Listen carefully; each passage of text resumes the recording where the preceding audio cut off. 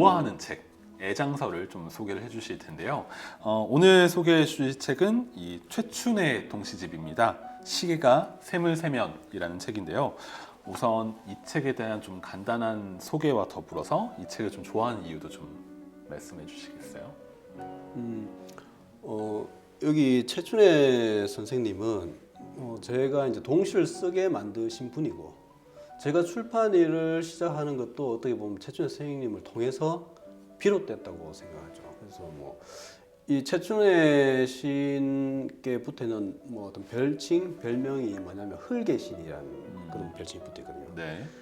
흙에 대한 연작시도 있고, 그리고 이제 지금도 만나 뵈면 정말 이제 흙 같은 분이다라고 느낄 수 있습니다. 그래서 어떤 뒤에 제자들, 후배들한테도 뭔가 본인이 나서서 끌어가려고 하지 않는 어떤 그런 느낌들. 그래서 어떤 분이든 최춘혜 선생님을 만나시면 다들 어떤 그런 느낌을 가질 수가 있어서, 네. 제가 다른 책도 많지만 이 책을 말씀 안 드릴 수가 없는 그런 책이죠. 최춘혜 선생님의 다른 시집들도 있을 텐데 굳이 네. 이 첫 시집을 하신 이유는 무엇일까요? 보통 많은 시인들이 이제 첫 작품집이 이제 네. 대표 작품이 되는 경우가 많고, 네. 이 외에도 이제 많은 작품을 쓰셨지만, 여기 보면 제 책 그 부위를 찾습니다 하고도 어떻게 보면 제가 억지로 네. 인연을 붙여서 만들었죠. 그래서 이제 시계가 샘을 세면이 1967년에 나온 책이고, 제 책이 2017년. 2017년에 나와서 이제 네. 딱 50년 네. 차이 나거든요. 그래서 이제 제가 이제 출간 일도 억지로 맞춘 건 아니지만 네. 6월 달로 같이 이제 시계 샘을 세면도 67년 6월 달 나왔고, 제 책도 이제 2017년 6월 달 나왔고, 또 그런 식으로 맞췄고, 네. 그걸 통해 가지고 어떤 물론 콘서트를 하면 했었는데, 그 동시 50년에서 최춘혜 선생님과 저와 네. 이렇게 프로그램을 한번 한 적이 있습니다. 그렇군요. 50년.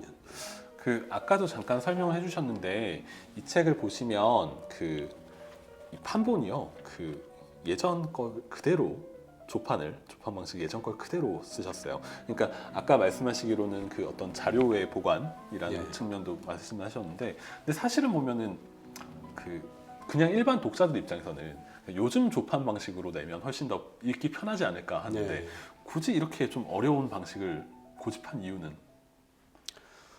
그때는 제가 출판 일도 처음 시작을 했었고, 네.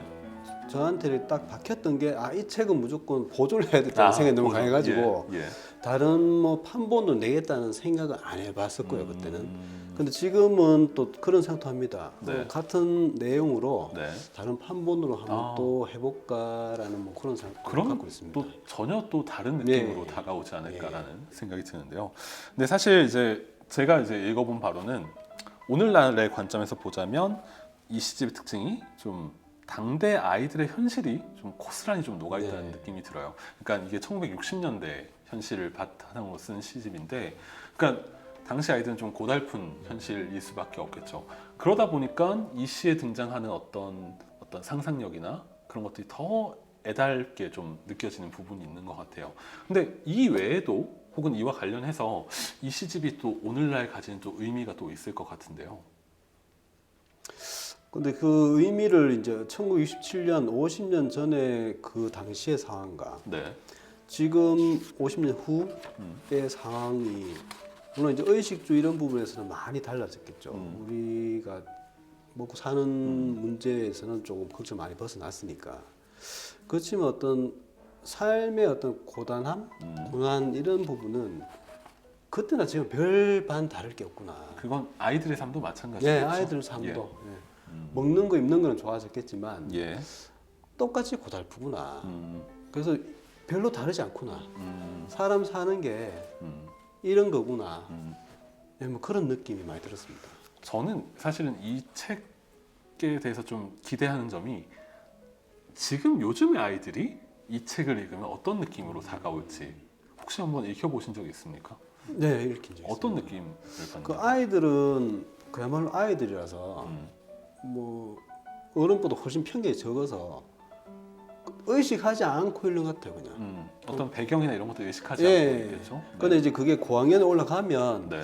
어떤 관념을 가지고 있겠죠. 50년 전 세상은 이랬구나 해서 뭐 지금 뭐 자기들 비교를 하는데 예. 조금 저학년으로 내려가면 그냥 애들은 자연스럽게 받아들입니다. 이렇구나. 뭐 그런 거지라고 봐요. 재밌겠네요. 또 그럼 이제 그런 특성들을 좀 잘 보여줄 수 있는 혹은 좋아하시는 시 한 편을 이 시집에서 좀 골라주시면 돼요. 이 책에서 자연공부 시간이라는 작품을 자연공부 좋아하는데 시간. 네.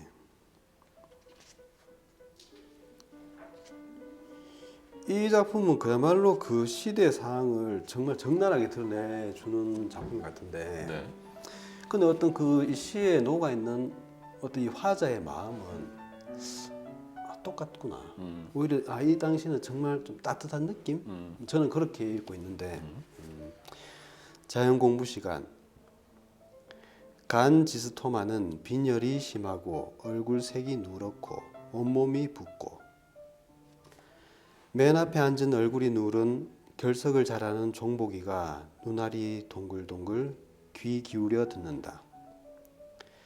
한번 걸리기만 하면 종복이를 보고 난 선생님. 그러나 요사이는 의학이 발달해서 무엇을 열심히 적는 종복이. 포딘스티브날 시간이 끝난 뒤에도 약 이름을 자꾸 대낸다. 굉장히 슬프게 다가왔던 시인데 이 시를 굉장히 또 좋아하는 시로 꼭 계시는군요.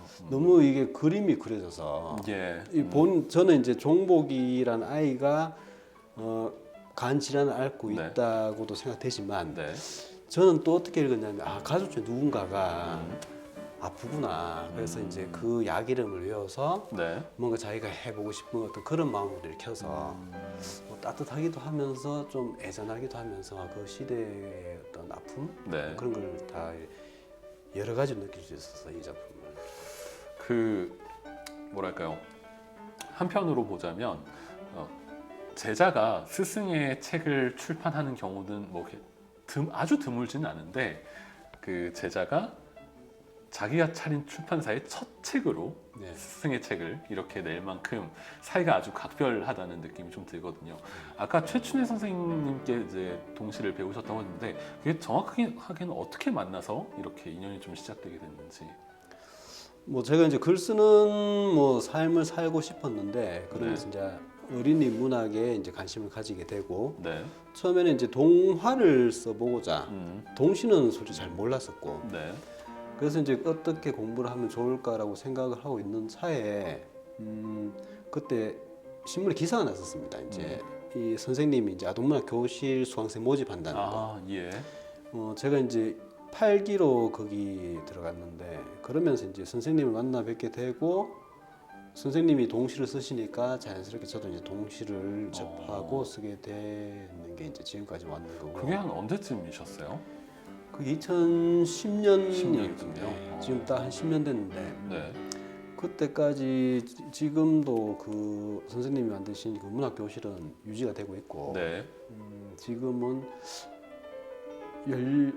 18년째 지금 운영되고 있습니다. 그게 이제 1년 과정으로 하는데 1년 동안 이제 무료 과정으로 그래서 일주일에 한 번씩 해서 지금 18기 분들이 공부하고 계시죠.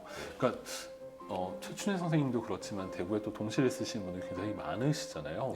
그렇게 또 많으신 분들이 후학을 양성하고 또 모임이 이루어지고 이게 생각보다 좀 많은 활동들이 좀 펼쳐지는 것 같더라고요. 선생님도 아까 해암아동문학회요. 이런 동호회도 굉장히 동호회는 아니죠. 문인 단체들도 굉장히 많은 것 같고 이게 한 어느 정도 규모가 됩니까 대구에는? 지금 뭐 동시는 특히 전국적으로 좀 이름이 나 있는 것 같습니다. 그래서 어떤 쓰시는 분들도 많고 원로 선생님들도 많이 계시고 어떤 전국적으로 수상 실적도 괜찮은 것 같아요. 그래서 뭐 대구는 뭐 어떤 일이 있길래 이렇게 동시 잘 쓰는 사람이 많냐 이런 이야기를 많이 듣거든요. 보면 지금 뭐 제가 이제 몸담고 있는 해암아동문학회라든지 뭐 대구아동문학회 같은 경우 50년도 넘은 그런 뭐 단체고, 영남 아동문학회도 있고, 뭐 새바람 아동문학회, 어떤 뭐 그런 아동문학회도 다른 지역에 비해서 좀 많은 것 같아요. 예. 그래서 거기 많은 이렇게 회원분들이라 그러나 그분들이 이제 동시 쓰시는 분들이 또 유독 더 많은 것 같습니다. 유독 대구에 이렇게 동시가 강한 이유는 뭐라고 보시나요? 그건 뭐 저도 정확히 잘 모르겠는데, 네. 그 어떤 제일 처음에는 동시 쪽이 어떤 교단, 어떤 예. 교사로 계신 분들이 어떤 좀 시작을 해서, 네. 지금도 이렇게 원로 선생님들은 이제 다들 이제 교직 계신 분들이 많이 계신데 모르겠습니다. 그 대구 유독 그거는 뭐 한국 전쟁 때까지 내려가서 뭐 예. 어떤 뭐 전쟁 때 뭐 네. 피난 와 계시던 뭐 그 문인들 이야기도 나오는 것 같고, 음. 그리고 이제 뭐 여기서 대구문학관에서 그때 이제 특별전 한것 같은데 윤복진 선생님 같은 네. 분들 는 이제 뭐 월부 가셔가지고 이제 조금 뒤에 밝혀지고 이제 알려지기 시작했는데, 그런 분들에 대한 뭐 그런 거. 진짜 근데 그 근대 뭐 이제 전후로부터도 계속 나왔지만 특히나 이제 60년대 70년대 넘어가도 계속 나온다는 게, 물론 최춘 선생님도 그 대표적인 네. 분이신데, 그리고 지금 현재도 또 선생님이나 또 다른 분들도 네. 계속 이어지고 있다는 게 좀 놀라운 부분인 것 같아요. 그 저희가 최춘혜 선생님 시집을 가지고 얘기하고 있는데요. 아까와 마찬가지로 이 시집을 또 어떤 분들에게 추천하면 좋을지 그 얘기도 좀 듣고 싶은데요. 이 시집은 어떻게 보면 딱 이렇게 한 분을 이렇게 추천해, 한 분, 네. 어떤 개인적으로 하면 뭐 지금 한 70대 어르신 네. 이 책을 집어 드실 수 있다면 네. 정말 뭐 많은 추억과 많은 생각과 네. 그런 감정들을 많이 느끼실 수 있을 것 같습니다. 예. 그렇군요. 그러니까 이게 67년에 나왔으니까 당시에 이제 유년 시절을 보낸 분들이라면 한 지금 한 60년대 그 60년대생이나 네. 뭐 50년대 후반생들도 읽으시면은 정말 그렇죠. 그대로 네. 느낌이 다가오지 않을까 네. 그런 생각이 듭니다. 김성민 시인이 사랑하는 이 최춘혜의 동시집 시가 샘을 세면 이야기를 좀 나눠봤습니다.